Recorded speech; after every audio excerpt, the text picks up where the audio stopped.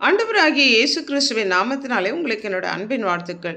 இன்றைய நாளின் தியானத்துக்காக தெரிந்து கொள்ளப்பட்ட வேத வசனம் லூக்கா எழுதின சுவிசேஷம் 18வது அதிகாரம் 7வது வசனம்.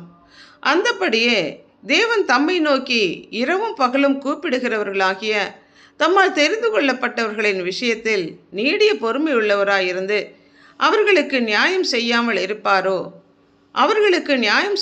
இருப்பாரோ என்று ஆண்டவராகிய இயேசு கிறிஸ்து சோர்ந்து போகாமல் எப்பொழுதும் ஜெபம் பண்ண வேண்டும் என்பதை குறித்து ஜனங்களுக்கு ஓமையாக சொன்னார்.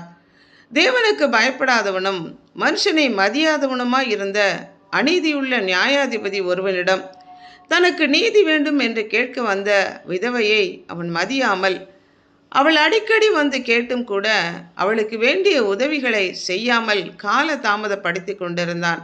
ஆனால் அவள் திரும்ப திரும்ப வந்து அவனிடம் கேட்டபடியினாலே அடிக்கடி வந்து இவள் தன்னை அலட்டாதபடிக்கே நான் இவளுக்கு நீதி செய்வேன் என்று சொல்லி அவளுக்கு கிடைக்க வேண்டிய நியாயம் கிடைக்கும்படி செய்தான். அநீதியுள்ள அந்த நியாயாதிபதி அடிக்கடி தன்னிடம் வந்து கேட்ட அந்த விதவைக்கு அவளுக்கேற்ற நீதி கிடைக்கும்படி செய்தது போல கர்த்தர் தம்மை நோக்கி இரவும் பகலும் கூப்பிடுகிறவர்களாகிய தம்மால் தெரிந்து கொள்ளப்பட்ட தம்மிடம் வேண்டிக் கொள்ளுகிற தம்முடைய பிள்ளைகளுக்கு கர்த்தர் உதவி செய்யாமல் இருப்பாரோ? நீடிய பொறுமை உள்ளவராய் இருந்து அவர்களுக்கு வேண்டிய காரியங்களை நியாயத்தை கர்த்தர் செய்வார் என்று இயேசு கிறிஸ்து சொன்னார். நம்மை உண்டாக்கி உருவாக்கிய நம்மை தெரிந்து கொண்ட தேவன் நம்முடைய தேவைகளை அறிந்து அந்தந்த வேளைகளிலே சந்திக்கிற தேவனாகிய கர்த்தர். கேளுங்கள் தரப்படும், தட்டுங்கள் திறக்கப்படும், தேடுங்கள் கண்டடைவீர்கள் என்று சொல்லி தகப்பனிடத்திலே கேட்கிற பிள்ளைக்கு கல்லையும் பாம்பையும் கொடுக்காமல் அப்பத்தையும் மீனையும் நல்ல ஈவுகளையும் கொடுக்கிற நல்ல தகப்பன் நமக்கு உண்டு. நம்முடைய ஜபங்களுக்கு தேவன் நமக்கு பதில் அளிக்காமல் போவதில்லை. சகரியாவும் எலிசபெத்தும் தங்களுக்கு குழந்தை வேண்டும் என்று நீண்ட நாட்களாக ஜெபித்து கால தாமதமானதினால தாங்கள் ஜெபித்த ஜெபத்தையே மறந்து போனார்கள். திடீரென்று ஒரு நாள் தேவதூதன் வந்து நின்று, சகரியாவே, உன் ஜெபம் கேட்கப்பட்டது என்று சொல்லி, பயப்படாதே, உன் மனைவி எலிசபெத் உனக்கு ஒரு குமாரனை பெறுவாள், அவனுக்கு யோவான் என்று பெயரிடுவாயாக என்று யோவானை குறித்து சொன்னபோது அவனால் நம்ப முடியவில்லை.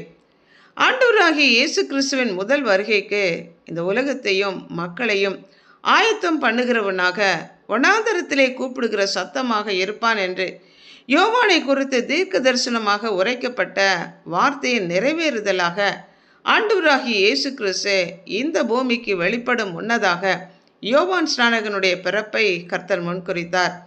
அதனால தான் சகரியா எலிசபெத்தின் ஜெபம் உடனடியாக கேட்கப்படவில்லை. சகலத்தையும் அதனதன் காலத்திலே நேர்த்தியாய் செய்கிற தேவன் சற்று முன்பதாகவும் அல்ல பின்பதாகவும் அல்ல, குறித்த காலத்திலே நிறைவேற்றுகிற தேவன். அதே போல நம்முடைய வாழ்க்கையிலேயும் நாம் கேட்கிற காரியங்கள் அநேகம் இருக்கலாம். அவைகளுக்கு எப்பொழுது நமக்கு பதில் கொடுக்க வேண்டும் என்று கர்த்தர் சித்தம் வைத்திருக்கிறாரோ அந்த வேளையிலே கர்த்தர் நமக்கு பதில் அளிப்பார். அவர் அன்பான பரம தகப்பன், நல்ல ஈவுகளை கொடுக்க அறிந்திருக்கிறவர். ஜெபிப்போமா? அன்புள்ள ஆண்டவரே, இந்த உலகத்தையும் எங்களையும் படைத்தவரே, உம்மையே எங்களுக்காக தந்தவரே, நன்மையான ஈவுகளை நாள்தோறும் எங்களுக்கு அருளி செய்கிறவரே, எங்களுடைய ஒவ்வொரு விண்ணப்பத்திற்கும் ஜபங்களுக்கு பதில் தருகிற தயவிற்காக நன்றி செலுத்துகிறோம். சகலத்தையும் அதனதன் காலத்திலே நேர்த்தியாய் செய்கிற தேவன், நாங்கள் சோர்ந்து போகாமல் மனம் தளராமல் உறுதியாய் இருந்து விசுவாசத்தோடு ஜெபிக்கத்தக்கதான கிருபை தரும்படியாய் எங்களை அர்ப்பணித்து இயேசு கிறிஸ்துவின் நாமத்தினால் ஜெபிக்கிறோம் பிதாவே. ஆமென்.